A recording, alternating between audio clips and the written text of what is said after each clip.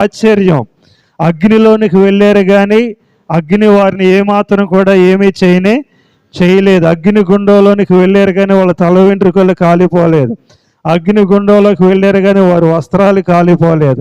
అగ్ని గుండంలోకి వెళ్ళారు కానీ మసి కూడా వారికి తగలేదు. వారు అగ్నిలో నుంచి వచ్చే పొగ కూడా వారి బట్టలకు కానీ వారి చర్మానికి కానీ తాగలేదు. అగ్ని వాసన కూడా వారి చర్మం నుంచి వారి బట్టల్లో నుంచి రాల. దేవుడు ఏం చేశాడంటే వారిని ఆ విధంగా అగ్నిగుండంలో దేవుడు ఏం చేశాడు, వారిని ఆశ్చర్య రీతిగా దేవుడు కాపాడాడు. కాబట్టి దేవుని యొక్క వాక్యం వింటున్న ప్రభునందు ప్రియమైన దేవుని బిడ్డలారా, దేవుడు మనల్ని సజీవులుగా కాపాడగలడు. దేవుడు మనల్ని సజీవులుగా ఉంచగలడు. దేవుడు మనల్ని అన్ని విషయాల్లో కాపాడి కృపను దేవుడు మనకు అనుగ్రహించగలడు. కానీ మనం ఏం చేయాలంటే కాలేబు వలె నిండు మనసుతో దేవుణ్ణి ఆరాధించాలి. ఏ మనసుతో ఆరాధించాలి? నిండు మనసుతో ఆరాధించాలి. మనల్ని దేవుడు ఎంతగా కాపాడుతున్నాడు, ఎంతగా దేవుడు మనల్ని పోషిస్తున్నాడు, ఎంతగా దేవుడు మన చుట్టూ కాపుదల ఉంచుతున్నాడు, ఎంతగా దేవుడు కంటికి రెప్పలా కాపాడుతున్నాడు. అయినా సరే మనం నిండు మనసుతో దేవుణ్ణి వెంబడించట్లేదు. ఏ మనసుతో వెంబడించట్లేదు? నిండు మనసుతో వెంబడించట్లేదు. కాలేబు గారు నిండు మనసుతో వెంబడించాడు. ఏ వయసు నుంచి? 45వ సంవత్సరం నుంచి 85వ సంవత్సరం వరకు దేవుని యొక్క వాక్యంలో రాయబడింది. ఈ కాలేబు గారికి 45వ సంవత్సరం ఉన్నప్పటి నుంచి తన ముసలివాడైన 85వ ఏట వచ్చేటప్పుడు కూడా, ముసలి వ్యక్తి అయినా కూడా వృద్ధాప్యలో ఉండి కూడా కాలేబు గారు ఏం చేస్తున్నాయంటే నిండు మనసుతో దేవుడైన యెహోవాను అతడు ఏం చేశాడు? అనుసరించాడు, ఆరాధించాడు, వెంబడించాడు.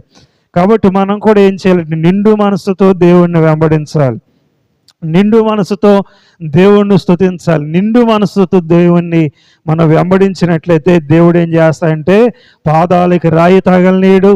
ఒకవేళ అగ్నిగుండం లాంటి సమస్యల్లోకి మనం వెళ్ళినా సరే అగ్ని వాసన కూడా మనకేం తగలదు. అగ్ని తగలదు, అగ్ని వాసన తగలదు.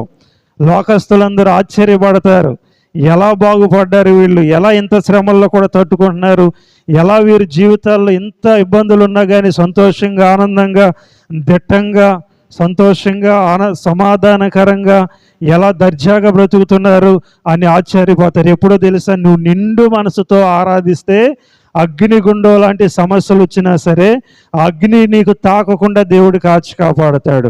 అగ్ని వాసన నీకు తగలకుండా దేవుడు కాపాడతాడు.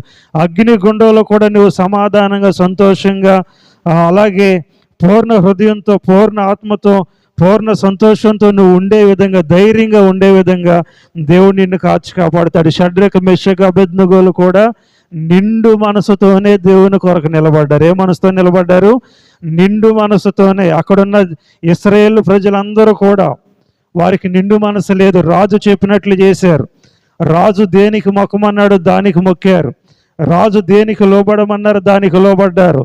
కానీ ఈ ముగ్గురు యవనస్తులు నిండు మనసుతో దేవుని కొరకు నిలబడటం వలన వారికి అగ్ని వాసన కూడా తగల. వెంట్రుకలు పరీక్షించారంట, అలాగే చర్మాన్ని పరీక్షించారంట, వస్త్రాలను పరీక్షించారంట. కానీ చర్మానికి ఏం కాలేదు, వస్త్రానికి ఏం కాలేదు, వెంట్రుకలు కూడా ఏమీ కాలేదు. కనీసం వారి చర్మానికి పొగ తగిలినట్టు కూడా ఆనమాలు అంతగా దేవుడు ఏం చేశాడు? వారిని కాపాడాడు. హల్లెలూయా. కాబట్టి నిండు మనసుతో ఆరాధించాలి దేవుణ్ణి. కష్టాల్లో అయినా సరే నిండు మనసుతో ఆరాధించాలి. ఆర్థికమైన ఇబ్బందులు ఉన్నా సరే నిండు మనసుతో దేవుణ్ణి ఆరాధించాలి. ఆరోగ్యం బాగపోయినా సరే దేవుణ్ణి నిండు మనసుతో వెంబడించాలి. పరిస్థితులు బాగా లేకపోయినా సరే దేవుణ్ణి నిండు మనసుతో ఆరాధించాలి.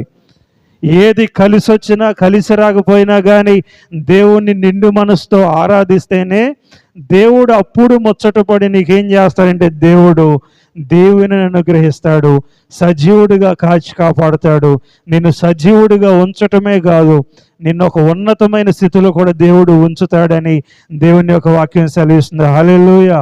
నీ పాదములకు రాయి తగలకుండా కాపాడి, నీ యొక్క దేహానికి అగ్ని తగలకుండా దేవుడు కాపాడి నిన్నేం చేస్తాడంటే షడ్రక్, మెషక్, అబేద్నెగోలను ఉన్నతమైన స్థితిలో దేవుడు ఉంచినట్లుగా నిన్ను కూడా దేవుడు ఉంచుతాడని వాక్యం సెలవిస్తుంది. హల్లెలూయా. కాబట్టి ప్రభునందు ప్రియమైన దేవుని బిడ్డలారా, దేవుడు మనల్ని కాపాడుతాడు. కానీ మనమే సరిగ్గా దేవుణ్ణి నిండు మనసుతో వెంబడించట్లేదు, పూర్ణ హృదయంతో దేవుణ్ణి వెంబడించట్లేదు. దేవుడు ఎన్ని అపాయాల నుంచి మనల్ని కాచి కాపాడట్లేదు, ఎన్ని విషయాల్లో దేవుడు మనల్ని తొట్టిల్లకుండా కాచి కాపాడట్లేదు, ఎన్ని సందర్భాల్లో దేవుడు రెప్పపాటున దేవుడు భయంకరమైన కీడుల నుంచి దేవుడు మనల్ని కాచి కాపాడట్లేదు. ప్రతి నిత్యము దేవుడు మనల్ని గురించి ఆలోచిస్తున్నాడు, కానీ మనమే దేవుడి గురించి నిత్యము ఆలోచన చేయట్లేదు. నిత్యము దేవుడు మన గురించి ఆలోచిస్తున్నాడు, కానీ మనమే నిత్యము దేవుడిని గురించి ఆలోచించట్లేదు. సమరయ స్త్రీ అందుకే దేవుడు దేవుని పెట్టారు, ఆయన భక్తులను ఆయన విడవడు. తన భక్తులను దేవుడు విడిచిపెట్టడు. కనీసం కాలు వేలు కూడా దెబ్బ తగలకుండా దేవుడు కాచి కాపాడతాడు. కాలు వేలు కూడా దేవుడు దెబ్బ తగలకుండా కాచి కాపాడు. కొంతమంది చూడండి, ఎదురు దెబ్బ తగిలితే కాలుకే కాదు, ముందుకు పడిపోయి మొత్తం దెబ్బలు తగిలించుకునే వాళ్ళు చాలామంది ఉంటారు. కానీ దేవుని కృప ఉంటే భయంకరమైన దెబ్బలు తగిలిన, భయంకరమైన స్థితిలోకి వెళ్ళిన, ఒకవేళ సైతాను మనల్ని అనగదొక్కాలని చూసిన, దేవుడు మనల్ని ఏం చేస్తాడంటే సజీవులుగా ఉంచి దేవుడు మనకు ఒక సొగసైన జీవితాన్ని దేవుడు అనుగ్రహిస్తాడు. హల్లెలూయా. సొగసైన జీవితాన్ని దేవుడు మనకు అనుగ్రహిస్తాడు. కాబట్టి ప్రభునందు ప్రియమైన దేవుని బిడ్డలారా, అందుకే కాలేబు గారు అన్నాడు, ఆయన నన్ను సజీవునిగా కాపాడెను, ఆయన నన్ను సజీవునిగా కాపాడెను.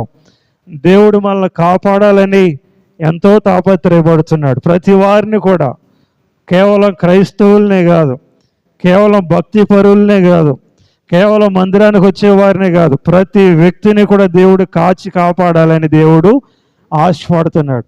ప్రతి వ్యక్తిని కూడా దేవుడు దీవించాలని, దేవుడు ఉపకారం చేయాలని, ప్రాణాలను కాచి కాపాడాలని ఆశపడుతున్నాడు. కానీ దేవుని యొక్క కాపుదలలో వారు ఉండకపోవటం వలన, దేవుడు విధించిన కంచెలో వారు ఉండకపోవటం వలన వారి ప్రాణాలకు వారే ఉత్తరవాదులుగా ఉంటున్నారు. వారి ప్రాణాలకు వారే ఉత్తరవాదులుగా ఉంటున్నారు.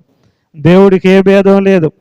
వ్యభిచారనైనా దేవుడు కాపాడుతాడు, కానీ వాడు ఈ వ్యభిచారం మానేసి జీవిస్తే కాపాడబడతాడు, సజీవుడిగా ఉంటాడు. దొంగనైనా దేవుడు కాపాడుతాడు, కానీ దొంగతనాన్ని మానాలి. నిర్లక్ష్య పరులైన దేవుడు కాపాడుతాడు, కానీ నిర్లక్ష్యపు జీవితాన్ని మానాలి. అన్నీ మానుకొని దేవునికి లోబడి ఆయన చెప్పినట్లు జీవిస్తే ఎటువంటి వారినైనా క్షమించి పరిశుద్ధులుగా ఉంచి దేవుడు వారి ప్రాణాలను దేవుడు ఏం చేస్తాడంటే కాచి కాపాడుతాడు. వాడు గుడారములకు ఏ తెగులు రాకుండా కాచి కాపాడుతున్నాడు. మార్గాల్లో కూడా దేవుడు, ప్రయాణాల్లో కూడా దేవుడు కాపాడుతున్నాడు. అందుకే 121 కీర్తనలో ఉంది, ఇది మొదలుకొని నిరంతరము నీ రాకపోకలు యందు యెహోవా నిన్ను కాపాడునని దేవుని యొక్క వాక్యము సెలవిస్తుంది. కాబట్టి ప్రభునందు ప్రియమైన దేవుని బిడ్డలారా, దేవుడు మనల్ని కాచి కాపాడాలంటే, ప్రతి విషయంలో దేవుడు మనల్ని కాచి కాపాడాలంటే మనం ఏం చేయాలంటే నిండు హృదయంతో దేవుని మనం ఏం చేయాలి? వెంబడించాలి, ఆరాధించాలని దేవుని యొక్క వాక్యము